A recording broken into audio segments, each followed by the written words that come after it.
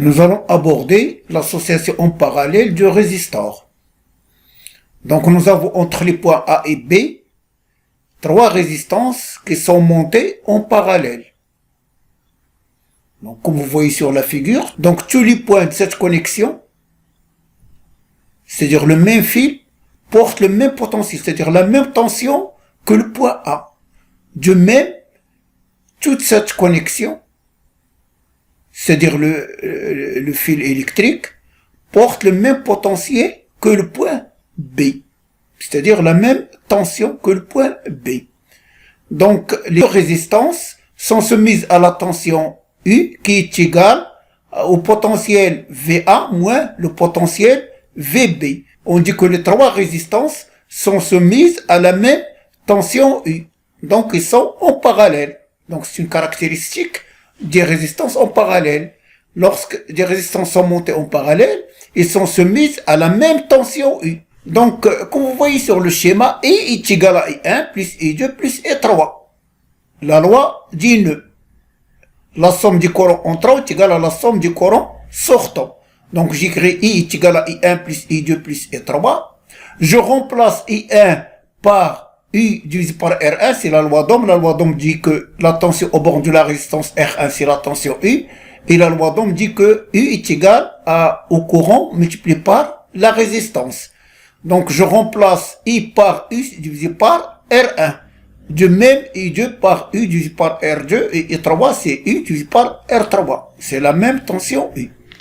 Donc, je mets U en facteur. Donc, j'aurai I est égal à 1 sur R1 plus 1 sur R2 plus 1 sur R3 fois U. Donc, si je divise U par I, j'obtiens la résistance équivalente qui est égale à 1 sur R1 plus 1 sur R2 plus 1 sur R3. Donc, la résistance équivalente aux trois résistances R1, R2, R3 montées en parallèle, c'est égal à 1 sur la résistance équivalente, c'est égal à 1 sur R1 plus 1 sur R2 plus 1 sur R3. Ou bien, on peut écrire directement la résistance équivalente est égale à 1 divisé par 1 sur R1 plus 1 sur R2 plus 1 sur R3. Donc, lorsqu'on calcule la résistance équivalente, on peut remplacer les trois résistances montées en parallèle par une seule résistance équivalente. Donc, on voit ici sur le schéma, entre A et B, le courant I et la tension U, au lieu d'utiliser le schéma où il y a trois résistances, on peut utiliser le schéma où il y a la résistance équivalente. C'est le montage, c'est le même montage. Maintenant, passons à des exercices d'application. Exercice 1. Calculer la résistance équivalente entre les points A et B. Donc, entre ce point A et B.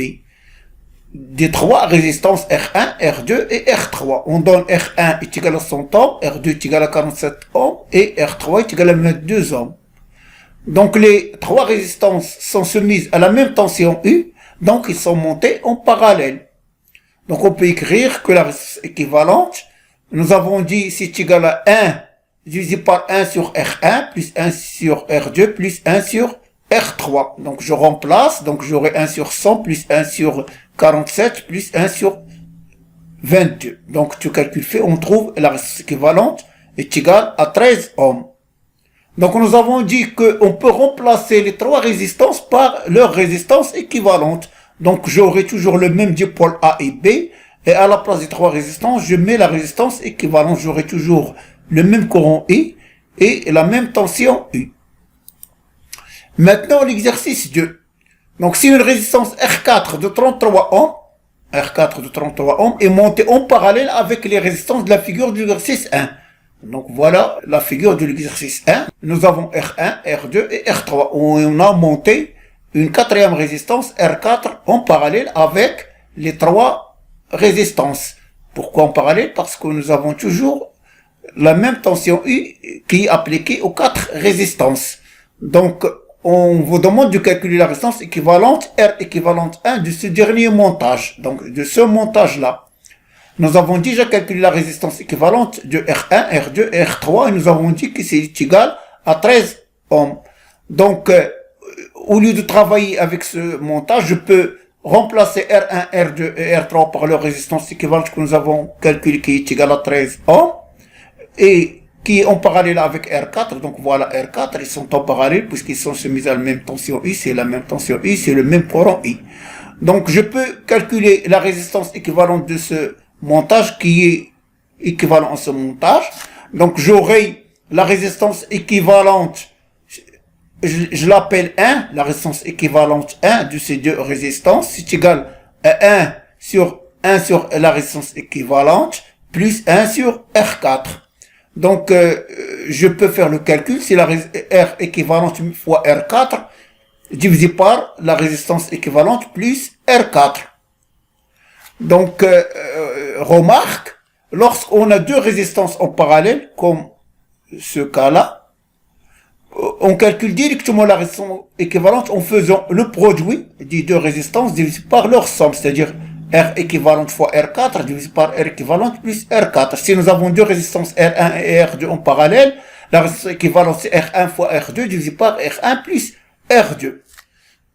Donc, je remplace, R équivalente c'est 13 fois 33 divisé par 13 plus 33, ça donne 9,32 ohms. Donc, je peux remplacer son montage ou bien ce montage, puisqu'il lui est équivalent, par la résistance équivalente 1 que j'ai trouvé ici, c'est 9,32 ohms.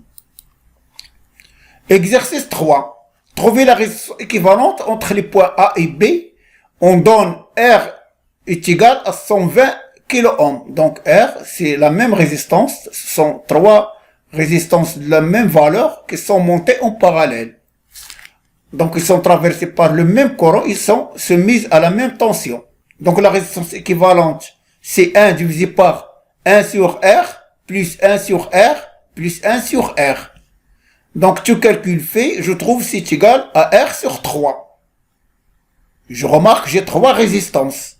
Donc c'est R, c'est la résistance commune divisée par 3, divisée par le nombre de résistances.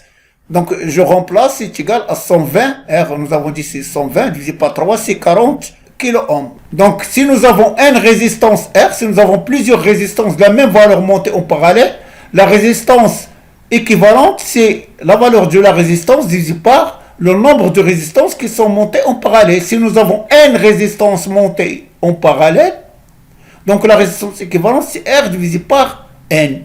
Et comme ça, on calcule directement la résistance équivalente. Il suffit de diviser par le nombre de résistances.